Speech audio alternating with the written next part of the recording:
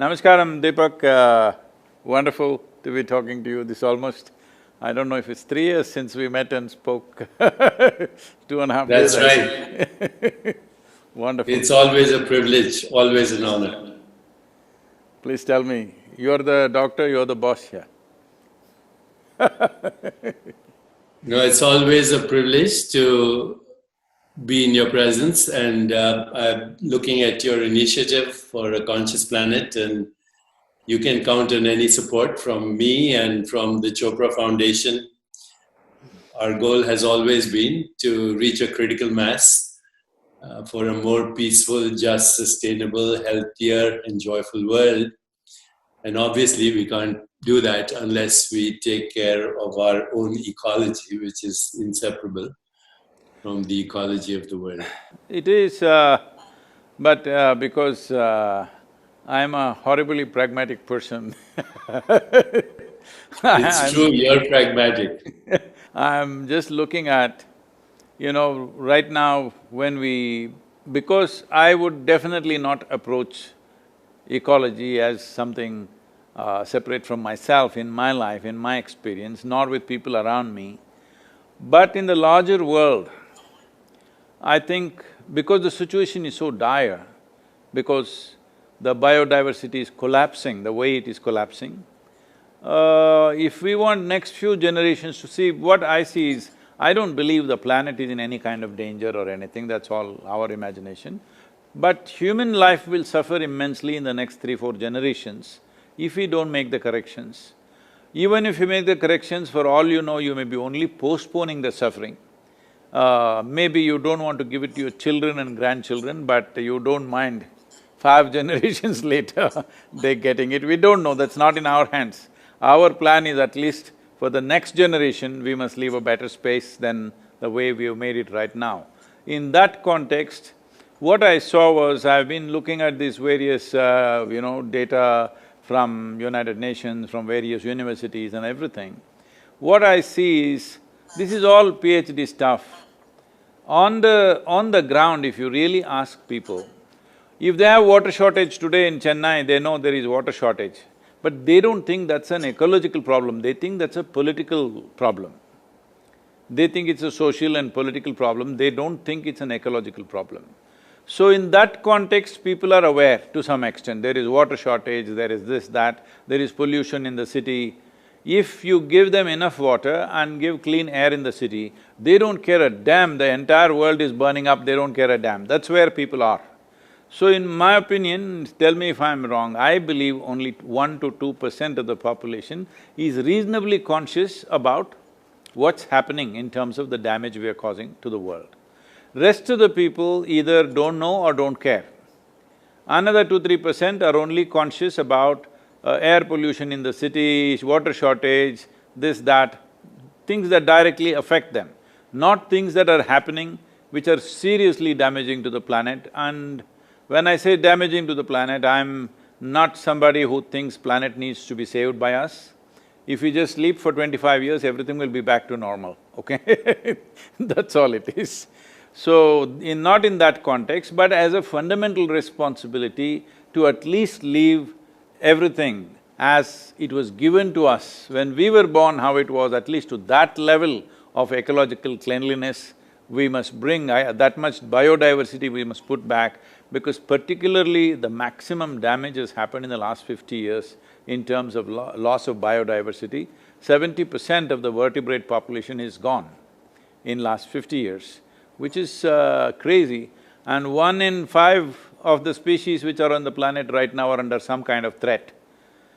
So with all this happening, I thought taking the world in segments of latitudes like equatorial climate, tropical climate, subtropical and temperate like this, all the nations which are in that band of latitude, at least 60% of the population should know what are the 5 things that must happen in our country. What are the 2 to 3 things that should never happen in our country? I'm saying everybody who's walking on the street should be conscious of it. Only when that happens, because nearly 90% of the nations are in some way democratic in their own style of democracy, they're in some way democratic. Democratic process means today about 5.26 billion people have franchise, that means they can elect their governments. Among these 5.26, my aim is at least 3 billion people. If you can make them conscious, what are the 5 things that must happen in their nation? If they see anywhere on the street, they must know this is not happening. What are the things that should never happen in their country? They must know this. That means it'll become an election issue. So I am looking at all the top 3 political parties in all the nations in the world. We want to approach them and make sure…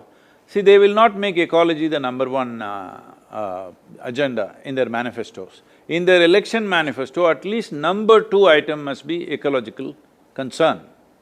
So only when this happens, budgets will get invested, government machinery will be behind it. Without this, what I do, what you do, what somebody else does, is all patchwork for a massive issue. Because unless it happens globally, ecological regeneration doesn't happen in local bits and pieces, it needs to happen at a much larger scale. That will only happen when governments invest their budgets. No government, democratically elected governments are unwilling or hesitant to invest in ecological concerns, mainly because these kind of things will yield results only in 15 to 20 or 25 years, long-term investment. But their lifetime is only 4 to 6 years. So they are only thinking what they can do within those 4 to 6 years. Nobody is willing to invest in something long-term unless a majority of the population stands strongly behind that and says, this is what we want. If that comes from the people only, it will become part of the policy. Once it is policy, there will be budgets and there will be government machinery. That is when real things happen. Otherwise, organizations and foundations can do as much as they want, but I'm not saying it's useless, it is very, very nominal, it's not really phenomenal. If something phenomenal has to happen, I feel in the next 3 to 4 years, it must come into the policy of every nation. At least if economy is number 1 item, number 2 item must be ecology. Sadhguru, as you said, you're a practical man, you're a pragmatist, and this is the most practical thing I've heard with reference to ecological sustainability. So count my support, count the support of our foundation and our network. We are happy to serve in any way. You did mention the PhDs, but even the PhDs are wrong because they're not seeing the issue which is directly at hand, which is our health is directly connected to ecology and the health of future generations. Now we know a lot about what is called epigenetics and how gene modification occurs as a result of environmental damage. Even the COVID-19 mutation is a result of damage to the ecology. So as we can see right now, it's becoming obvious, by the way, that as we have been sequestered in our homes, the ecology is repairing itself. The birds are singing, the fish are returning to their dead lakes. Even the canals of Venice are seeing fish. You can see the stars at night in polluted cities, and it's also becoming obvious that an oil-free economy is possible. We are seeing that when the price of petroleum goes down to less than 0, you know something is happening. So the COVID-19 is a message from the planet. Human beings, unless you fix yourselves, you're in danger. As you said, the planet will take care of itself. Every ecological expert that I have spoken to says that if humans disappeared from the planet, life would flourish on this planet in 5 years. If insects and bacteria and viruses disappeared from this planet, life would stop in 5 years. Life will end. Life will completely end. If the worms… So our health, our economy, social unrest, social justice, economic justice, economy, peace, conflict resolution are directly linked to what you're saying. If we don't do it, we are doomed. No, the greatest conflict that is happening right now is what we call as our economic engine, which is… That's right. Which is a bulldozer engine, which is bulldozing everything. And if you really look at it, I've been talking to lots of business groups and other things. I've been just reminding them, see, this is not just blaming any one person, all of us, every one of us. The way we've been driving, we are drivers without steering wheel in our hands. We don't know where we're going. We simply throttle on, no steering. We don't know where we're going, we're just going. It takes a microorganism for you to stop. You don't have brakes. You don't have brakes, you don't have steering wheel, you're just driving.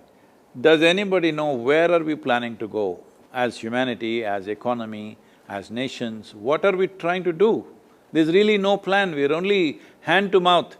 We did all this science, technology, everything, thinking we will live long-term well-being. But we are still living hand to mouth. Every day, stock market will tell whether we will survive or not survive. It's like a barometer going up and down every day, creating anxiety for thousands of people all over the world. So, in many ways, this is a reminder, yes, but the important thing is, see, this virus right now, because of so much communication, television, internet, everything, virus has become larger than life. Otherwise, many times this could have happened in the past and nobody even noticed. It happened, some people got fever, some people died, some people went on, and life went on this planet, it could have happened 1,000 times. But now because of communication, we are seeing an enlarged version of the virus which is coming like a wrecking ball towards us with thorns in it. So, it is looking like hugely magnified. I am not trying to belittle the danger attached to it, already unfortunately more than 400,000 people are estimated to have died and many others are in hospitals, at risk. I am not trying to say it is nothing, but it is mainly because one thing is concentration of human populations, another thing is our ability to move from any place to any place. Within a day I can be in United States or another place. So whatever happened in Wuhan, within probably weeks, it's all over the place. So this would have never happened 500 years ago. If it happened in Wuhan, there only it would… 10 people will die and rest will recover and whatever will happen, that's all it would be. So in many ways it's our lifestyle, and even now, as far as you should know better, but from whatever I've got from various doctors and scientists, they are saying every day on an average, 128 scientific papers are being published about the virus. About a microorganism, 128 papers per day for last 2 months it's happening. That means we are breaking the microorganism's characteristics into that many parts and studying it in so many little parts. That means actually we know nothing about it. The only way we have done some successful control of this is by controlling human behavior. We've done nothing about the virus. Fanciful talk about vaccine is happening, but if we come up with a good treatment protocol, that itself is a miracle. If we have a good treatment protocol, if I get the virus, I will not die, I can recover with a few days of treatment. If that much assurance comes, people will go about doing their business. Right now, we are talking about how to completely eliminate the virus, do this, do that. I don't think so, we should eliminate the virus because what benefits it has within itself, we're yet to realize. We're only seeing that it's uprooting some lives. Yes, it is tragic for those who have lost their loved ones and those who have lost their lives, it's not a joke. But we don't know what it is hiding within its process, because as you know, and almost every other medical personnel, and today because of internet almost everybody knows, a large part of us is virus, bacteria, microorganisms, a large part of us. There is more of them than us. Compared to the cells which have multiplied from our parentage and the number of viruses and bacteria and microorganisms we have is much more. So, they are living with us, they are us in many ways. You cannot say there is something that is me and there is something that is microorganism, it's all mixed up. So without them we cannot exist, but without us they can exist. So, what great things they will do for us, we don't know. There is some research telling us that 100 million years ago, this whole human placenta came mainly because of a virus infection.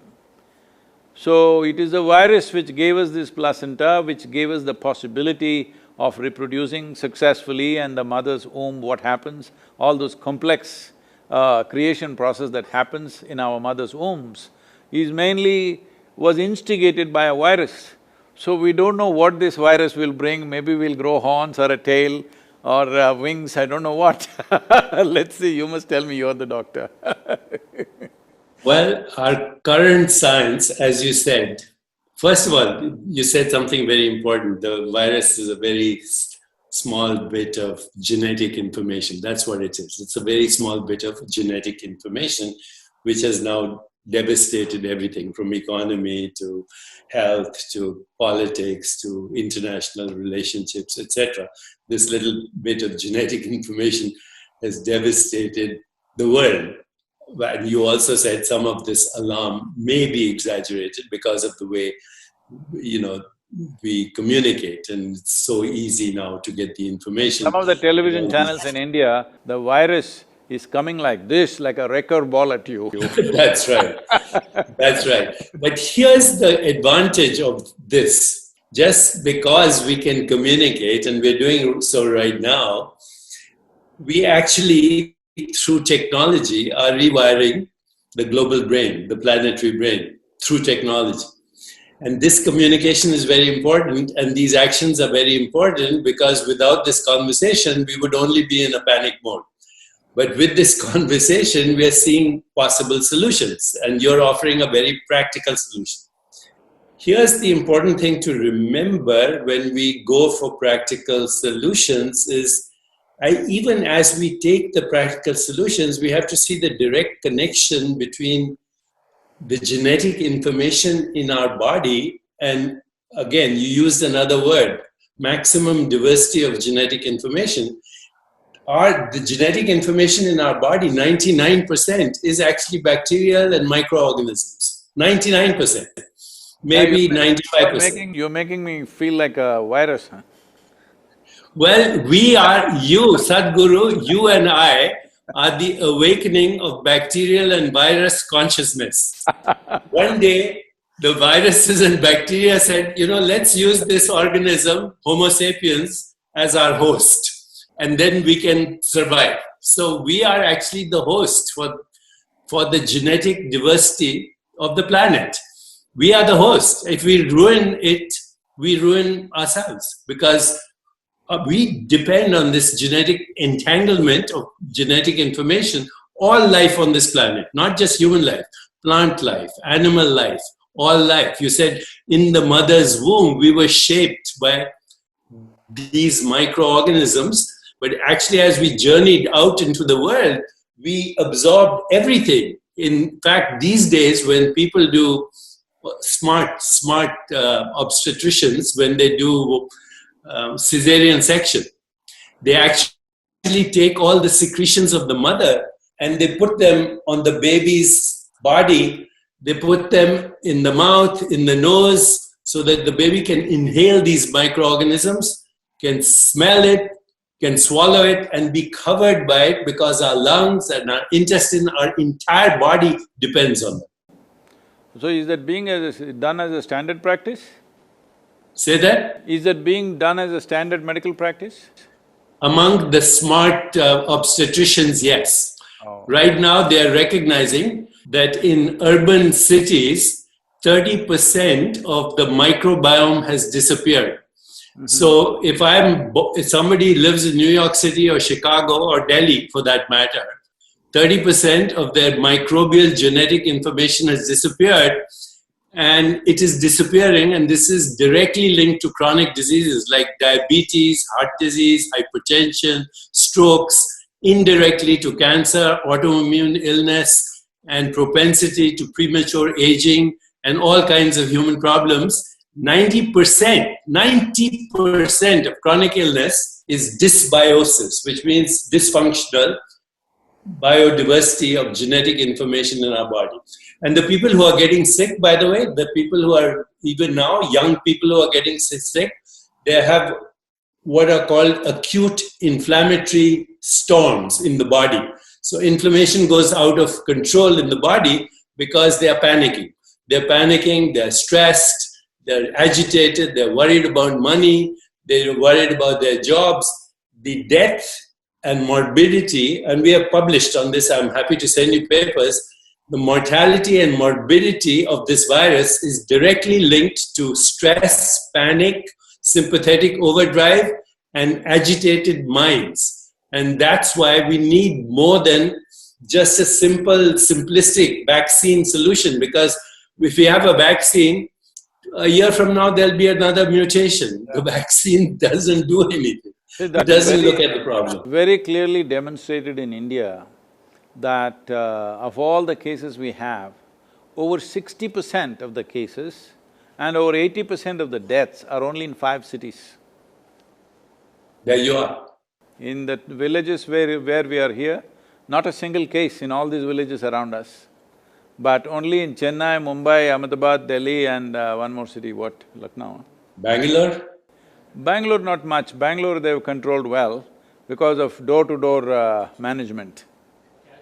I think it's obvious now with this that, ecology is the main issue of our times. The air is our breath. The oceans and waters and the rivers are our circulation. The earth is recycling as our body. Even the atoms in our body were forged in the crucible of stars. So, you have a personal body, you have an extended body, they're both yours. The planet is your body. It's recycling as the ecology and the genetic information and the micro diversity of these organisms, and we're not looking at that. We're looking only at vaccine. There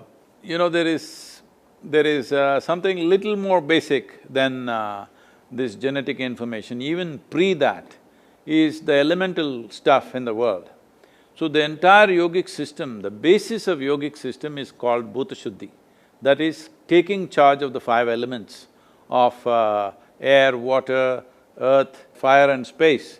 So these Panchabhutas are 5 elements, taking charge of that is the entire yogic system.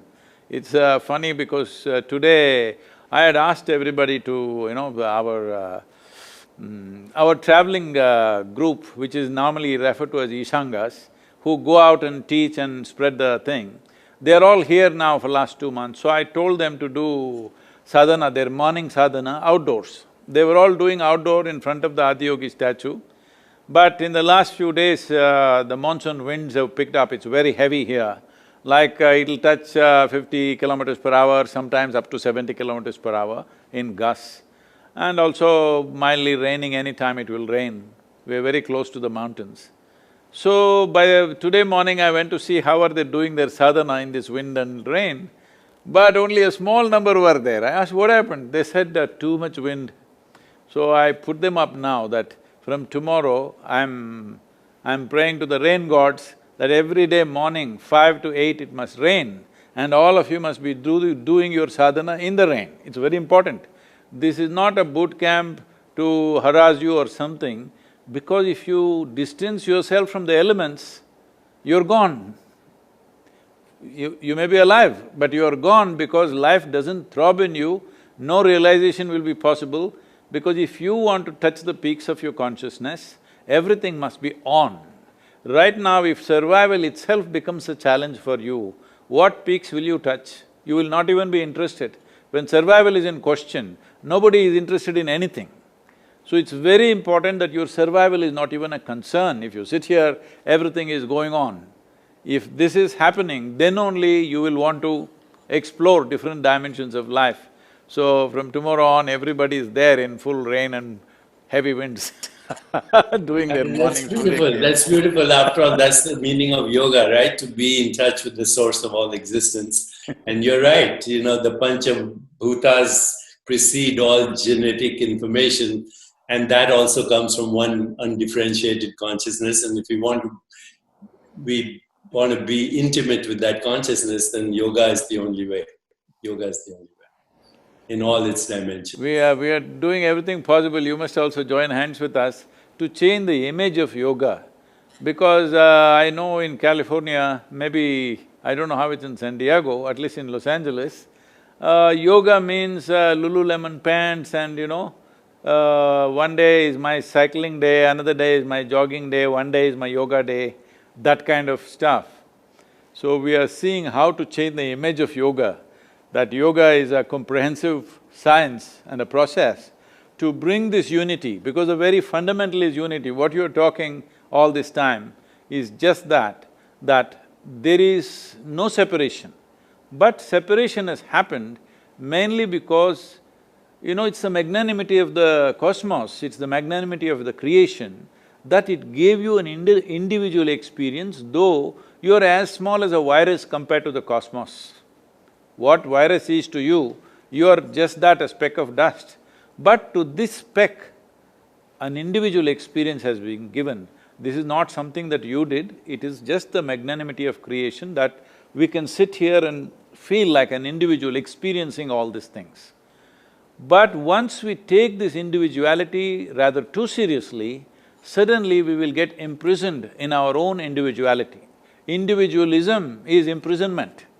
This imprisonment is not just creating mental structures and emotional turmoils, this is destroying body's ability to live strong.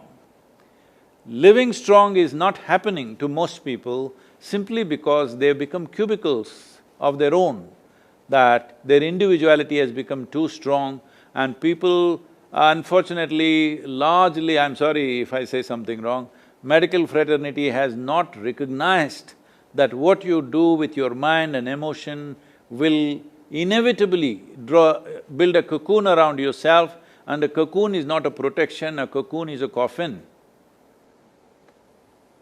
Well, I have nothing more to add. You've said everything. Just one phrase encapsulates everything. Yogast Kuru Karmani. Established in yoga, perform action. This is the call of the moment, and thank you for leading it, Sadhguru. Thank you.